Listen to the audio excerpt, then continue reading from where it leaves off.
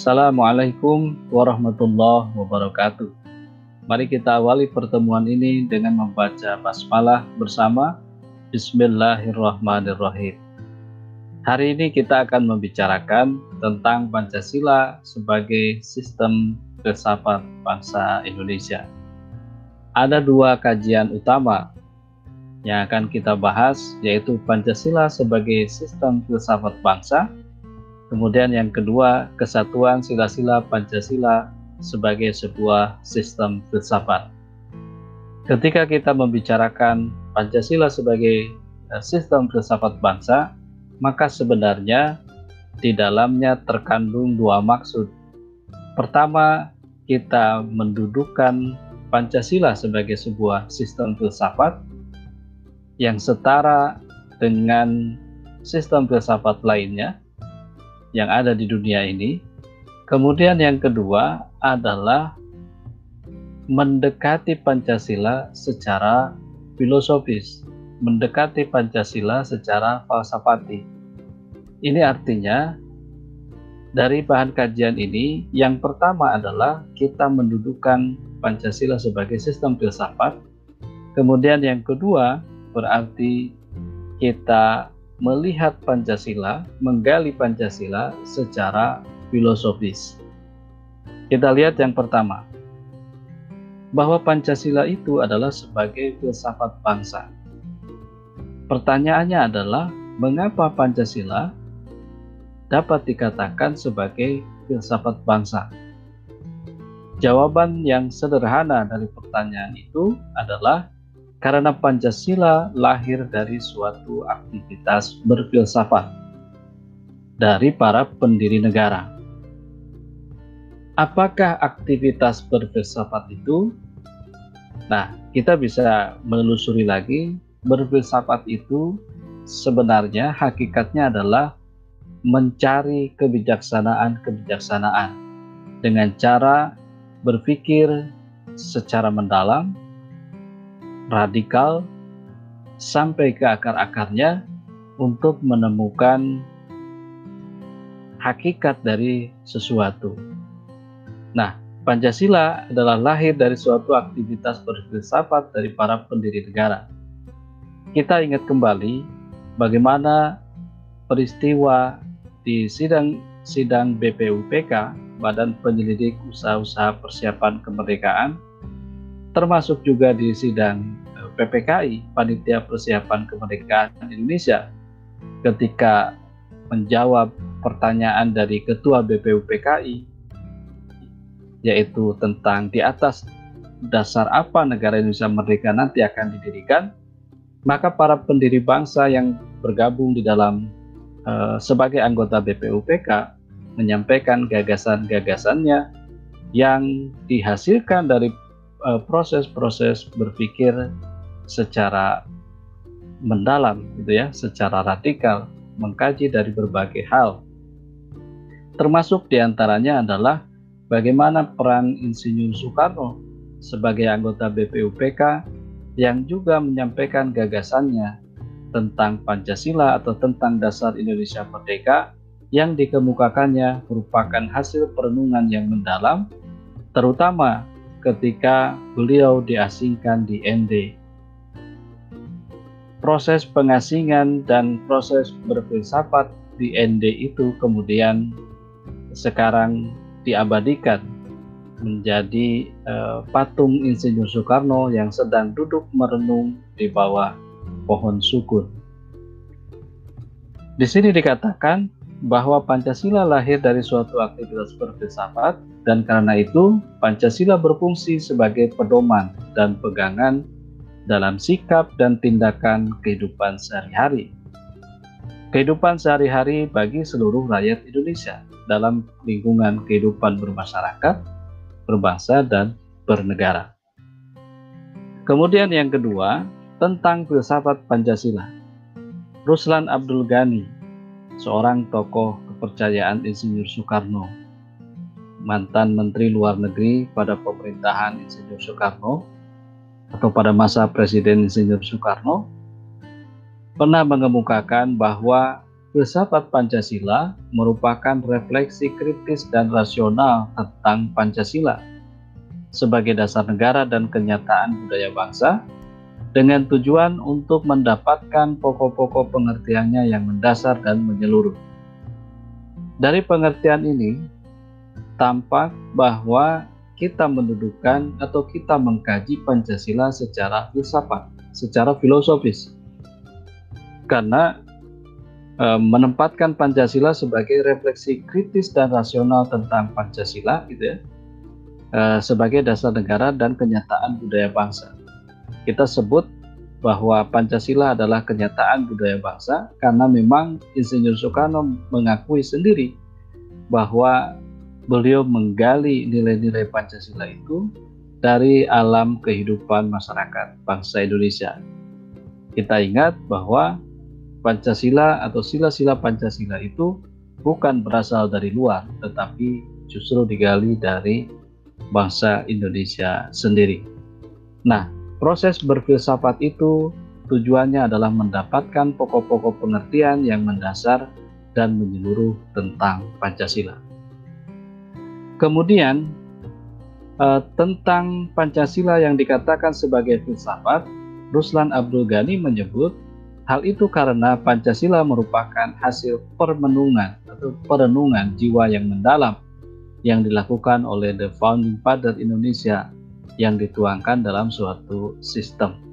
Jadi ini sejalan dengan pendapat sebelumnya, mengapa Pancasila dikatakan sebagai sistem filsafat bangsa Indonesia, karena ia lahir dari proses berpikir yang mendalam, proses berpikir reflektif, proses berpikir sampai ke akar-akarnya, gitu ya, yang dilakukan oleh para pendiri bangsa, the founding father Indonesia, yang dituangkan dalam sebuah sistem. Nah, lantas disimpulkan di sini oleh Muhtasar Samsudin bahwa filsafat Pancasila adalah hasil berpikir atau pemikiran yang sedalam-dalamnya dari bangsa Indonesia yang dianggap, dipercaya, dan diyakini sebagai kenyataan, norma-norma, dan nilai-nilai yang benar, adil, bijaksana, dan paling sesuai dengan kehidupan dan kepribadian bangsa Indonesia. Jadi di sini dikatakan bahwa filsafat Pancasila itu adalah hasil berpikir yang sedalam-dalamnya dari bangsa Indonesia. Jadi sumber utamanya adalah bangsa Indonesia. Pancasila itu dianggap, dipercaya, diyakini sebagai kenyataan, sebagai norma dan nilai yang benar, adil, bijaksana, dan paling sesuai dengan kehidupan dan kepribadian bangsa Indonesia. Karena itu, ketika ditawarkan ideologi-ideologi lain atau sistem filsafat yang lain, itu ternyata tidak cocok dengan kehidupan dan kepribadian bangsa Indonesia, tidak sesuai dengan kehidupan dan kepribadian bangsa Indonesia. Kemudian bahwa tadi dikatakan Pancasila adalah sebagai sebuah sistem, ya.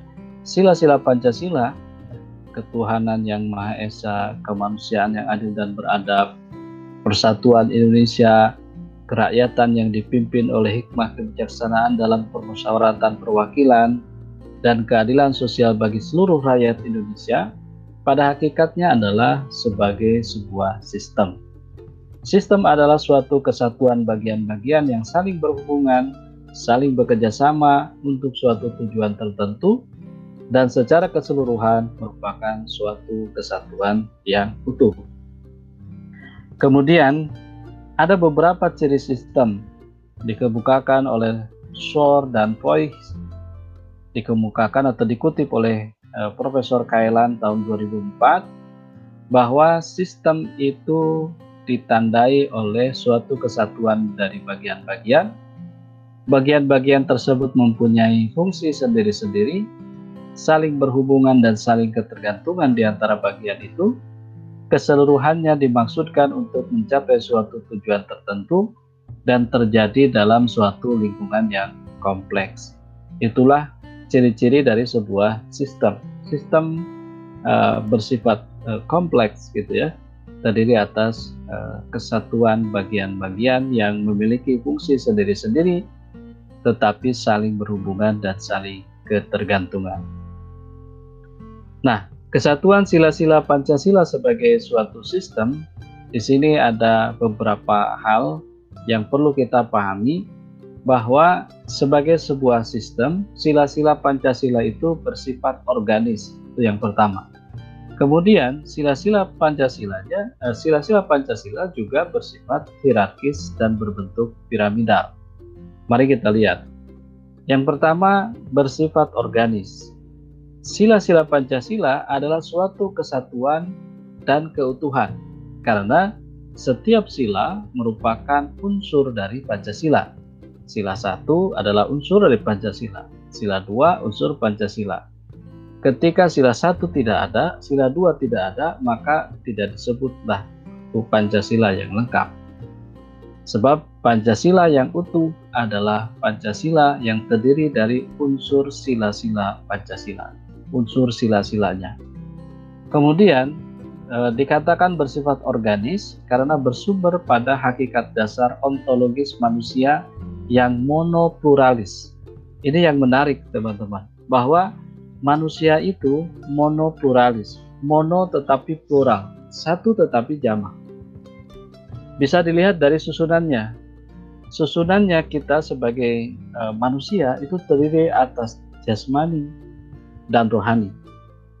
Kalau hanya jasmaninya saja atau rohaninya saja, tentu tidak lengkaplah susunan kita sebagai manusia. Kemudian dilihat dari sifatnya. Sifat manusia itu individu di satu sisi, tetapi makhluk sosial di sisi yang lain. Kita tuh seorang individu, in tidak, dan dividu dari dividen artinya terbelah, tidak terbelah. Tetapi kita juga adalah makhluk sosial. Seorang manusia tidak boleh bersifat individualis. Meskipun kita sebagai seorang individu, tapi tidak boleh kita bersifat individualis. Sebab kita pada hakikatnya adalah juga makhluk sosial. Makhluk yang tidak bisa bergantung atau tidak bisa sedikit pun lepas dari keberadaan orang lain. Kemudian yang ketiga, dilihat dari kedudukannya, manusia itu sebagai pribadi yang berdiri sendiri dan sekaligus sebagai makhluk Tuhan yang Maha Esa. Nah, jadi organis di sini seperti halnya manusia. Jadi manusia yang monopluralis. Dia satu tetapi terdiri atas beberapa unsur, jasmani dan rohani. Dari sifatnya individu dan makhluk sosial. Dari kedudukannya sebagai pribadi yang berdiri sendiri dan juga sebagai makhluk Tuhan yang Maha Esa. Demikian juga Pancasila. Pancasila itu satu, tetapi dia terdiri atas unsur-unsur yaitu sila-sila Pancasila. Kemudian, sila-sila Pancasila saling mengisi dan mengkualifikasi. Dalam setiap sila terkandung nilai keempat sila lainnya. Kita beri contoh misalnya, sila ketuhanan yang Maha Esa adalah berkemanusiaan yang adil dan beradab, berpersatuan Indonesia, berkerakyatan yang dipimpin oleh hikmah kebijaksanaan dalam permusyawaratan perwakilan, dan berkeadilan sosial bagi seluruh rakyat Indonesia. Demikian juga dengan sila kedua. Kalau misalkan kita sebut sila kemanusiaan yang adil dan beradab, berarti sila kemanusiaan yang adil dan beradab adalah berketuhanan yang Maha Esa, berpersatuan Indonesia, berkerakyatan yang dipimpin oleh hikmah kebijaksanaan dalam permusyawaratan perwakilan, dan berkeadilan sosial bagi seluruh rakyat Indonesia. Demikian juga sila ketiga, persatuan Indonesia, sila keempat, kerakyatan yang dipimpin oleh hikmah kebijaksanaan dalam permusyawaratan perwakilan, dan sila kelima, keadilan sosial bagi seluruh rakyat Indonesia. Kemudian, tadi disebutkan bahwa sila-sila Pancasila itu bersifat hierarkis dan berbentuk piramidal. Mengapa demikian? Karena nilai-nilai yang terkandung dalam Pancasila tersusun secara hierarkis, berjenjang, dan berbentuk piramidal seperti piramid yang bulat dan utuh serta saling menjiwai.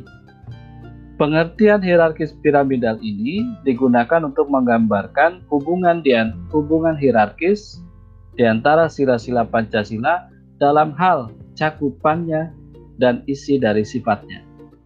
Kita lihat bagaimana sifat hierarkis dan piramidal itu kalau kita ilustrasikan akan nampak seperti ini. Ini adalah sila 1, sila 2, sila 3, sila 4, dan sila 5. Sila 1 ini menjiwai sila kedua. Sila 1 juga menjiwai sila ketiga, sila 1 menjiwai sila keempat, dan sila 1 menjiwai sila kelima. Demikian juga dengan sila kedua. Sila 1 menjiwai sila kedua menjiwai sila ketiga, sila kedua menjiwai sila kelima, sila kedua menjiwai sila keempat dan kelima. Demikian sila ketiga, sila keempat, dan sila kelima. Nah, ilustrasi lain digambarkan berbentuk seperti info berikut. Sila pertama, ketuhanan yang Maha Esa, itu menjiwai sila kedua, yang pertama. Kemudian sila pertama juga menjiwai sila ketiga. Sila pertama menjiwai sila keempat, dan sila pertama menjiwai sila kelima. Apa artinya? Bahwa sila pertama, ketuhanan yang Maha Esa, menjiwai kemanusiaan, menjiwai persatuan, menjiwai kerakyatan, dan menjiwai keadilan. Konsekuensinya adalah kemanusiaan harus berdasarkan nilai-nilai sila pertama. Persatuan harus berdasarkan nilai sila pertama. Kerakyatan harus berdasarkan nilai sila pertama, demikian juga keadilan harus berdasarkan nilai pertama, yaitu ketuhanan. Kemudian sila kedua menjiwai sila ketiga, sila kedua menjiwai sila keempat, sila kedua juga menjiwai sila kelima. Konsekuensinya adalah tadi sudah disampaikan bahwa sila kedua dijiwai oleh sila pertama, kemudian sila kedua juga menjiwai sila ketiga. Artinya sila ketiga dijiwai oleh sila pertama dan sila kedua. Persatuan itu harus didasarkan pada nilai ketuhanan, dan persatuan itu juga harus didasarkan pada nilai kemanusiaan. Kemudian sila keempat dijiwai oleh sila kedua, dan sila keempat dijiwai oleh sila pertama. Artinya adalah kerakyatan harus didasarkan pada nilai kemanusiaan dan ketuhanan. Berikutnya adalah sila ketiga. Sila ketiga menjiwai sila keempat. Artinya kerakyatan dijiwai oleh nilai persatuan. Sila ketiga juga menjiwai sila kelima. Artinya keadilan harus didasarkan pada persatuan. Kemudian sila keempat menjiwai sila kelima. Keadilan mendasari kerakyatan, mendasari keadilan sosial. Nah, kalau kita perhatikan, maka pada sila kelima ini, semua sila-sila di atasnya menjiwai sila kelima. Dengan demikian, muara akhir dari Pancasila ini terletak pada sila kelima, yaitu keadilan sosial bagi seluruh rakyat Indonesia.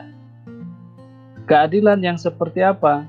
Tentu keadilan yang berdasarkan kerakyatan, keadilan yang menjunjung persatuan, keadilan yang mengedepankan kemanusiaan, dan keadilan berdasarkan nilai-nilai ketuhanan.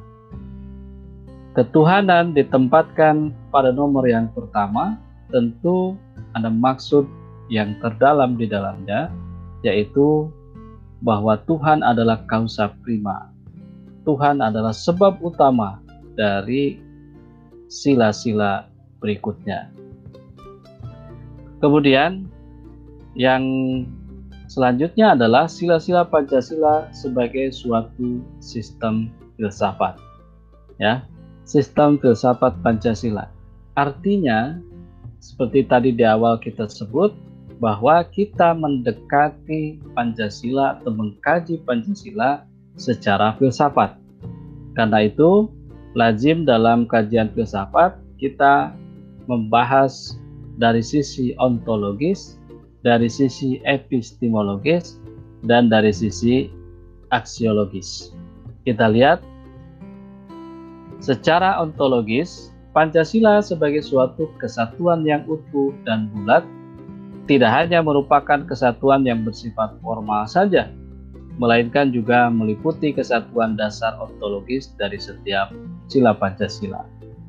Dengan kata lain, di sini disebutkan kesatuan yang terkandung dalam Pancasila itu tidak hanya mencakup kesatuan dari sila-silanya saja, tetapi meliputi juga hakikat dasar setiap sila Pancasila. Jadi Pancasila bukan sekedar 5 sila saja, bukan sekedar kumpulan dari 5 sila, tetapi juga meliputi hakikat dasar dari setiap sila-sila Pancasila.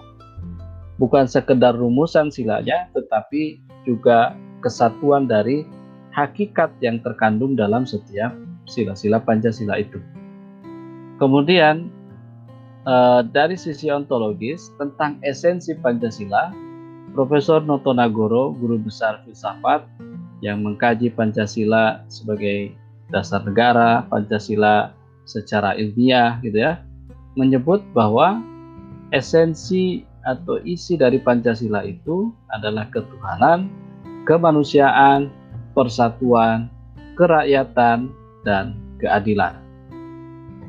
Kemudian masih berkaitan dengan ontologi, dilihat dari substansinya, Pancasila telah dimiliki oleh bangsa Indonesia sejak bangsa ini dilahirkan. Hal ini karena unsur-unsur Pancasila telah ada di dalam kebudayaan, adat istiadat, agama-agama, dan kepercayaan-kepercayaan yang dianut oleh rakyat Indonesia sejak dulu. Mungkin kita bisa kembali membuka kajian kita sebelumnya tentang sejarah Pancasila dalam kajian sejarah bangsa Indonesia. Bagaimana nilai-nilai Pancasila telah tumbuh, telah hidup dalam alam kebudayaan, adat istiadat, agama-agama, serta kepercayaan-kepercayaan yang dianut oleh rakyat Indonesia sejak dulu, bahkan sebelum kita mendirikan sebuah negara Indonesia yang modern. Kemudian masih berkaitan dengan ontologi tentang realita Pancasila. Pancasila merupakan kenyataan hidup bangsa Indonesia. Pancasila telah menjadi sikap dan perbuatan bangsa Indonesia pada umumnya. Jadi kita sehari-hari sebenarnya sudah menjalankan Pancasila. Sila pertama, sila kedua, ketiga, keempat, dan kelima sebenarnya sudah kita laksanakan tanpa kita sadari. Nah, karena itulah dirumuskan menjadi Pancasila oleh Soekarno, ya, oleh Insinyur Soekarno, sebenarnya kan menggali dari apa yang biasa dilaksanakan oleh masyarakat bangsa Indonesia. Kemudian bagaimana Pancasila secara epistemologi? Epistemologi salah satunya adalah berbicara tentang sumber pengetahuan. Dari mana pengetahuan Pancasila itu? Sumber pengetahuan Pancasila digali dari nilai-nilai yang berasal dari bangsa Indonesia sendiri, bukan hasil jiplakan dari bangsa lain. Pancasila bukan merupakan hasil pemikiran dari seorang atau beberapa orang tokoh saja, melainkan hasil pemikiran wakil-wakil bangsa Indonesia yang mendirikan negara Indonesia. Nah, teman-teman, ini perlu kita pahami bersama di sini bahwa Pancasila bukan hasil pemikiran dari seseorang atau beberapa orang tokoh saja, melainkan hasil pemikiran wakil-wakil bangsa Indonesia yang mendirikan negara Indonesia. Jadi bukan hanya pemikiran Insinyur Soekarno, Muhammad Yamin, Mr. Supomo, Ki Bagus Hadikusumo, ya, Ki Agus Salim, dan yang lainnya. Tetapi sebenarnya Pancasila itu adalah hasil dari pemikiran wakil-wakil bangsa Indonesia yang mendirikan negara Indonesia. Jadi bukan sekelompok orang atau bukan orang per orang saja, tetapi ini adalah hasil kesepakatan bersama, ya, hasil rumusan yang fundamental yang dihasilkan oleh perwakilan dari bangsa Indonesia yang mendirikan negara kita. Kemudian masih secara epistemologi dilihat dari susunan pengetahuan Pancasila. Pancasila memiliki susunan yang bersifat formal logis, ya, baik dalam arti susunan sila-sila Pancasila maupun isi arti sila-sila Pancasila. Pertama, dari susunan sila-sila Pancasila. Pancasila memiliki susunan yang bersifat formal logis, bisa dimengerti oleh akal kita. Mengapa nomor 1 itu ketuhanan, kemudian nomor 5 itu keadilan? Itu logis, bisa diterima oleh akal kita dan bisa diurai tadi seperti bersifat hierarkis dan piramidal, bisa diurai seperti itu dan menggambarkan susunan yang logis gitu ya. Bukan hanya dari susunannya, tetapi juga dari isi arti dari setiap sila-sila itu. Kemudian, ini tadi sudah ditegaskan bahwa susunan kesatuan sila-sila Pancasila adalah bersifat hierarkis piramidal. Dengan susunan seperti itu, maka sila-sila Pancasila merupakan suatu kesatuan bulat yang saling mendasari dan menjiwai satu sama lainnya. Tadi misalkan sila 1 menjiwai sila kedua, ketiga, keempat, dan kelima. Kemudian sila kedua dijiwai sila pertama, mendasari sila ketiga, keempat, dan kelima. Begitupun seterusnya. Nah, masih berkaitan dengan epistemologi, ya, pandangan Pancasila tentang pengetahuan manusia. Ini dikemukakan oleh Profesor Kaelan, guru besar Fakultas Filsafat Universitas Gadjah Mada, misalkan menyebut bahwa secara epistemologi Pancasila menyatakan bahwa ilmu pengetahuan itu tidak bebas nilai karena harus diletakkan pada kerangka moralitas kodrat manusia serta moralitas religius dalam upaya untuk mendapatkan suatu tingkat pengetahuan yang mutlak dalam kehidupan manusia. Jadi sederhananya bahwa menurut Pancasila, ya, pengetahuan atau ilmu pengetahuan itu tidak bebas nilai karena di sana ada nilai-nilai moralitas yang harus diangkat, ya, nilai-nilai moralitas yang sesuai dengan jiwa kita sebagai manusia.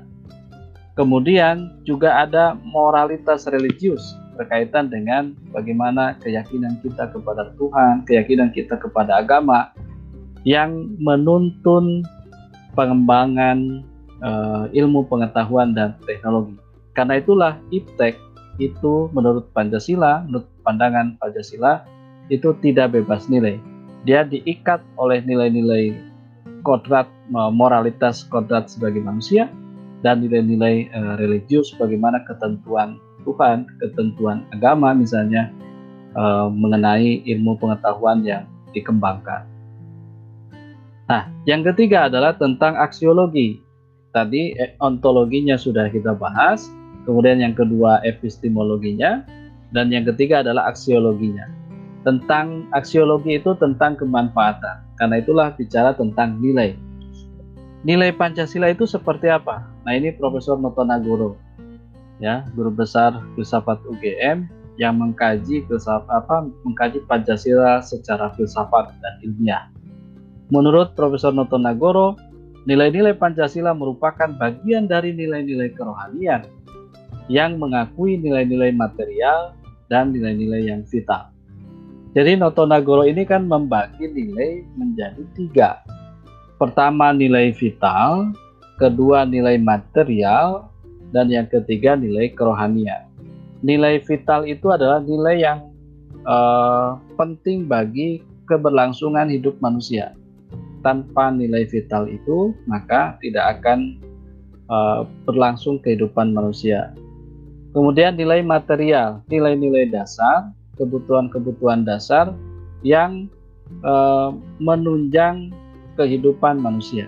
Dan nilai kerohanian yang berkaitan dengan rohani manusia, kebutuhan dasar rohani manusia. Nah, bagi Noto Nagoro, Pancasila itu adalah bagian dari nilai kerohanian, ya. tetapi mengakui juga nilai-nilai material sekaligus nilai-nilai vital. Nah, kemudian dari sisi yang lain, bahwa Pancasila itu mengandung nilai subjektif dan nilai objektif. Apa nilai subjektif?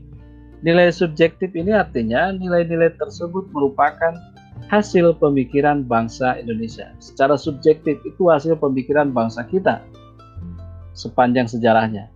Kemudian nilai objektif, artinya nilai yang diakui kebenaran dan keadilannya oleh bangsa-bangsa lain di dunia. Pancasila itu bukan hanya dihasilkan oleh pemikiran bangsa Indonesia, diakui kebenarannya oleh orang Indonesia, tetapi juga Pancasila memiliki nilai objektif karena nilai Pancasila itu, nilai kebenaran Pancasila dan keadilannya diakui juga oleh bangsa-bangsa lain di dunia, diapresiasi juga oleh bangsa-bangsa lain di dunia. Kelima dasar itu diakui oleh bangsa-bangsa lain di dunia. Sebagai gambaran bagaimana pengakuan dunia terhadap 5 dasar itu, ada video yang menarik ketika Presiden Soekarno berbicara di hadapan sidang parlemen di Amerika Serikat, dan bagaimana apresiasi anggota parlemen terhadap pidato yang disampaikan oleh Presiden Soekarno tentang Pancasila itu. Mari kita saksikan. We had proclaimed our independence in August 45. We attached as preamble to our constitution the Pancasila, the 5 guiding principles of our national life. First, believe in God.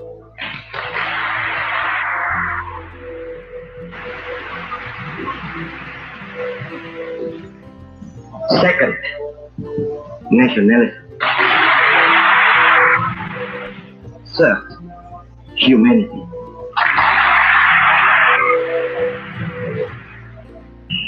Fourth, democracy.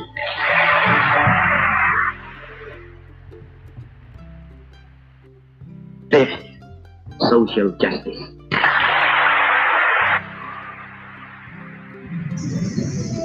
Presiden Soekarno lebih memikat hati para pemimpin rakyat Amerika ini, dan sekali lagi mendapat tepuk tangan yang gemuruh ketika menyelesaikan pidatonya.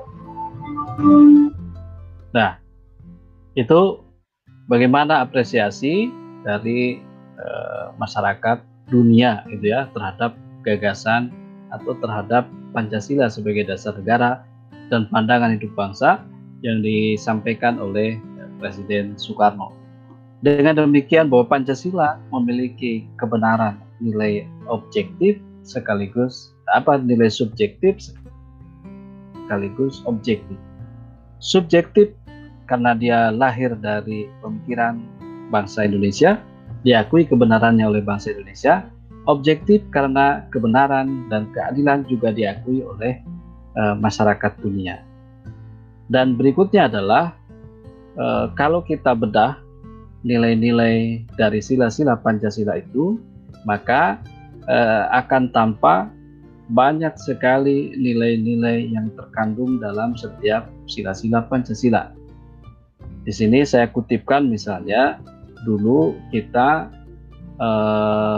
memiliki pedoman penghayatan dan pengamalan Pancasila, di mana setiap sila-sila dari Pancasila diurai secara kuantitatif gitu ya, menjadi makna-makna yang terkandung di dalam setiap sila itu. Ada 36 butir dari sila-sila Pancasila yang menggambarkan bagaimana nilai yang terkandung di dalam setiap sila-sila Pancasila itu. Nanti teman-teman bisa baca secara rinci dari setiap sila-sila atau butir dari setiap sila-sila Pancasila itu. Sebagai contoh misalkan, pada sila pertama ketuhanan yang Maha Esa terdapat 6 butir nilai. Misalnya yang pertama, Tuhan adalah sebab pertama dari segala sesuatu, yang Maha Esa dan segala sesuatu bergantung kepadanya. Kemudian Tuhan ada secara mutlak. Nomor 3, ketakwaan kepada Tuhan Yang Maha Esa diwujudkan dengan menjalankan semua perintahnya dan menjauhi segala larangannya. Dan seterusnya. Ini sila pertama, kemudian ini sila kedua dengan 5 butir, sila ketiga dengan 4 butir, sila keempat dengan 5 butir, dan sila kelima dengan 9 butir. Tentu ini adalah naskah sejarah yang pernah digunakan untuk bagaimana kita memaknai, menafsirkan sila-sila Pancasila yang 5 itu. Sekalipun demikian, saat ini pemaknaan sila-sila Pancasila ke dalam pedoman penghayatan dan pengamalan Pancasila atau Eka Prasetya Pancakarsa telah dicabut ketetapan MPR-nya, tetapi hakikatnya adalah mengembalikan bahwa sila-sila Pancasila itu sebenarnya adalah milik seluruh rakyat Indonesia, dan karena itu maka pemilik itulah yang dapat memberikan tafsir yang otentik terhadap setiap sila-sila Pancasila itu. Saya kira itu pertemuan kita hari ini. Kita bertemu lagi pada pertemuan selanjutnya. Kita akhiri dengan membaca hamdalah. Alhamdulillahirabbil alamin. Assalamualaikum warahmatullahi wabarakatuh.